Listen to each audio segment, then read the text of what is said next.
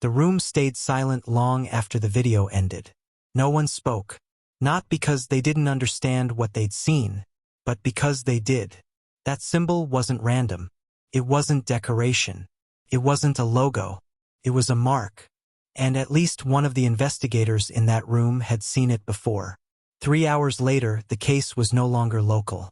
It was transferred. Quietly. No press. No announcement.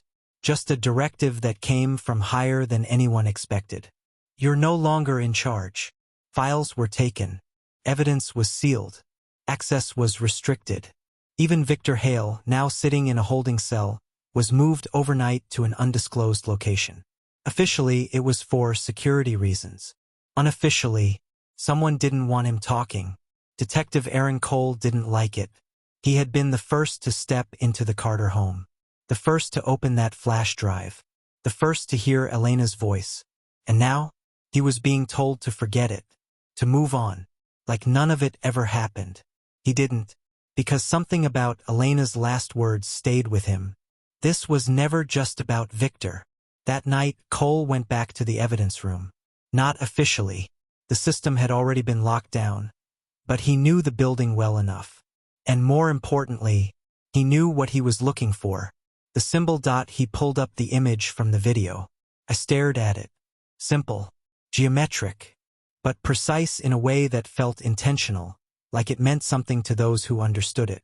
Not a brand. A signal. Cole ran it through the database. Nothing. Local records? Nothing. Federal? Restricted. That was new. He leaned back slowly. That symbol didn't just exist. It was being protected. Then he tried something different. Not the symbol. The names. The list Elena had shown. At first glance, they looked ordinary. Business owners. Officials. Quiet figures.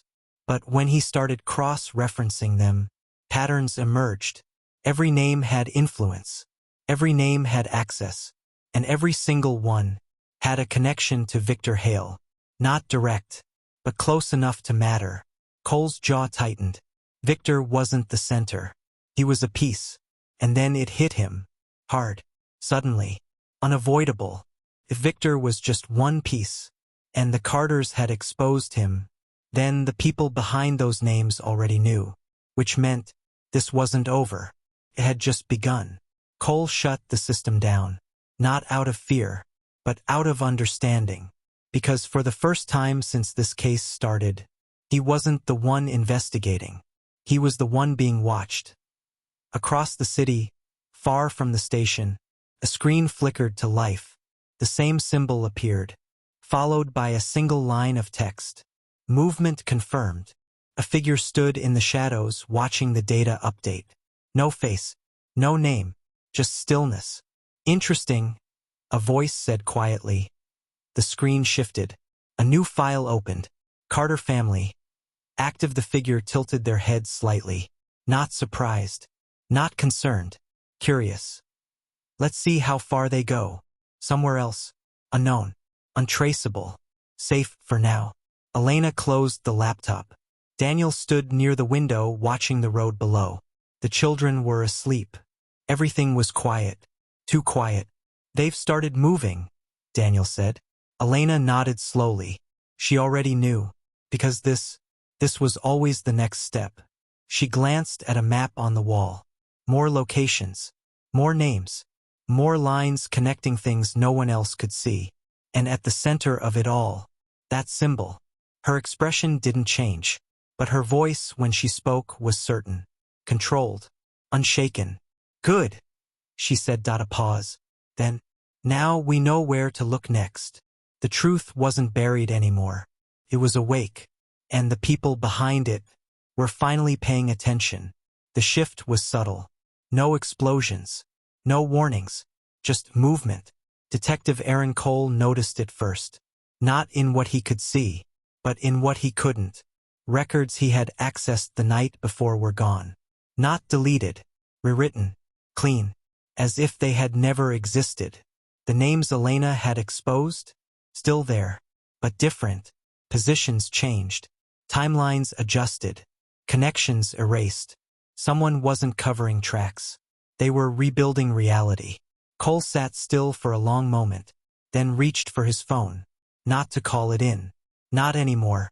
He dialed a number that hadn't been in service for years. Or at least, wasn't supposed to be. It rang once, twice, then, a click. You shouldn't be calling this line. Cole exhaled slowly. I saw the symbol. Silence. Heavy. Measured. Then the voice returned. Lower now. Seriously. Then you're already too close. Across the city, the response had already begun. It didn't come as sirens or threats. It came as an absence. A journalist who had been digging into Victor Hale's past failed to show up for work. A financial analyst tied to one of the names resigned overnight.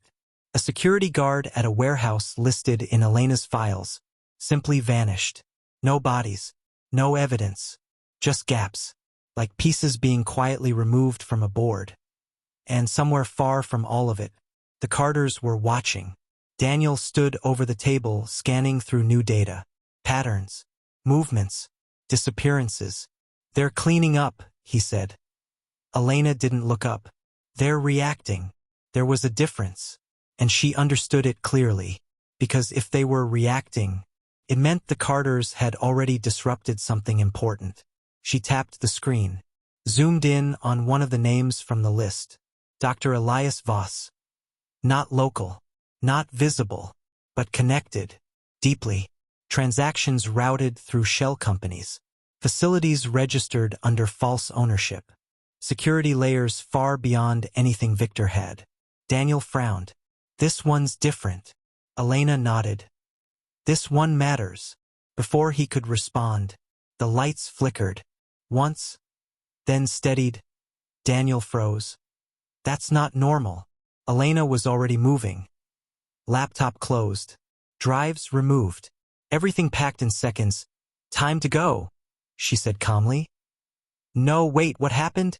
She looked at him. Not afraid, just certain.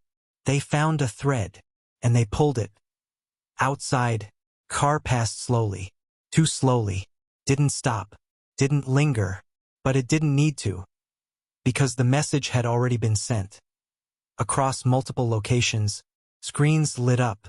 The symbol appeared again. This time, followed by a status update.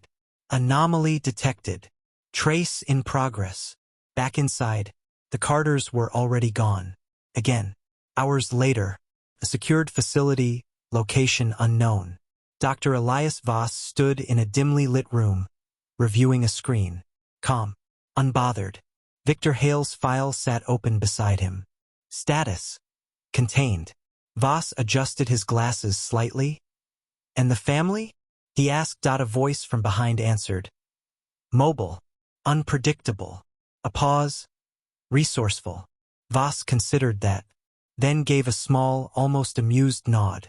Good. The voice hesitated. Good? Voss turned slightly. If they were easy to find, they wouldn't be worth watching. He looked back at the screen. Elena's paused image from the video. People like this, he continued quietly, don't run. A faint smile. They evolve. The screen changed. A new directive appeared. Engage Phase 1. Back on the road. Night again. The Carter family moved through darkness, silent and precise. No panic. No hesitation. But something had changed. They weren't just ahead anymore. Now, they were being hunted. Elena looked out the window. Eyes steady. Mind already 3 steps forward. Let them follow, she said softly. Daniel glanced at her. That's the plan. A slight pause. Then, no, she replied. A beat. That's the trap. The message didn't spread. It didn't need to. It reached only the people it was meant for. Engage Phase 1. No panic followed. No rush. Just quiet compliance. Because Phase 1 wasn't an attack. It was an alignment. Across cities, across systems, across people who had never met. Things began to shift. Access codes changed. Surveillance rerouted. Records sealed behind layers no ordinary investigation could penetrate. And most importantly, observation intensified. The Carter family wasn't being chased. Not yet. They were being studied. Miles away, inside a secured operations room, Dr. Elias Voss stood before a wall of screens, each one showing fragments, traffic cameras, financial movements, digital footprints, and in the center, pattern forming, not random, not chaotic.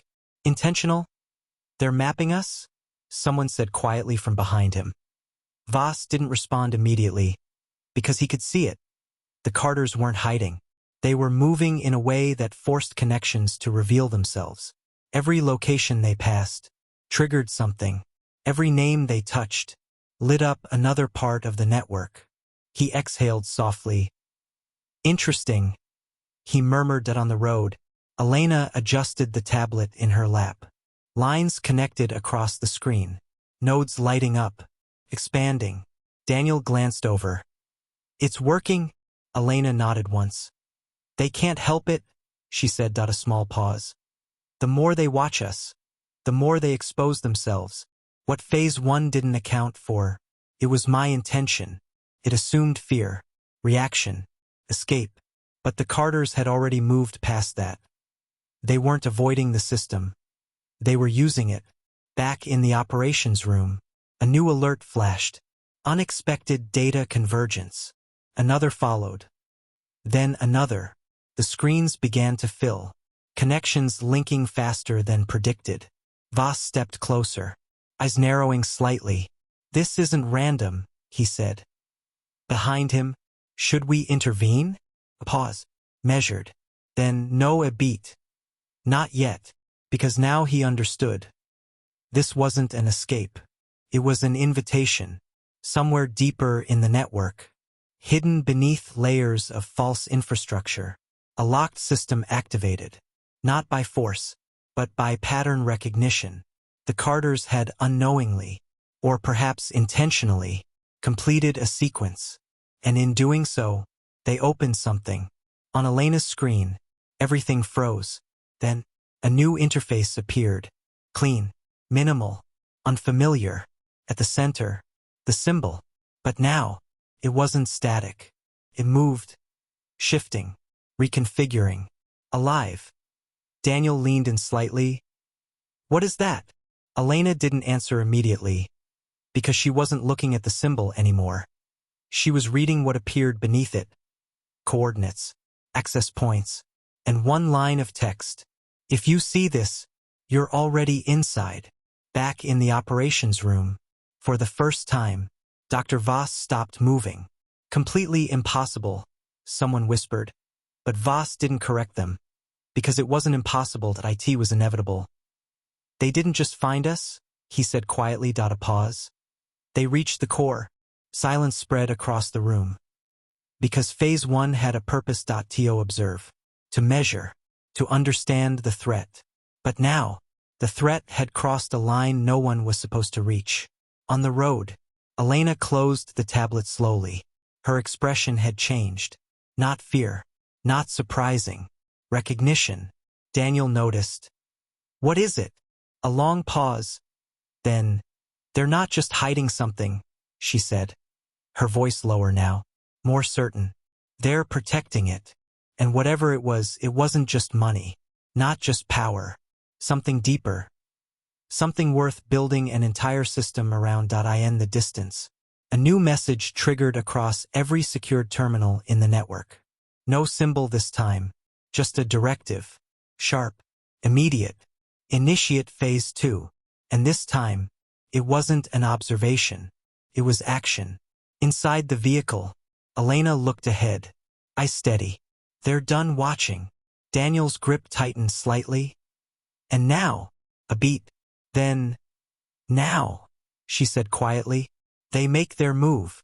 Far behind them, unseen, silent. Something had already started. Everything had changed. Phase 2 had begun. And for the first time, the Carters weren't just ahead. They were in danger. Because whatever they had uncovered was never meant to be found. So now ask yourself this. If an entire hidden network is willing to expose itself just to stop one family, what exactly are they protecting? And more importantly, did the Carters just open something they can't close?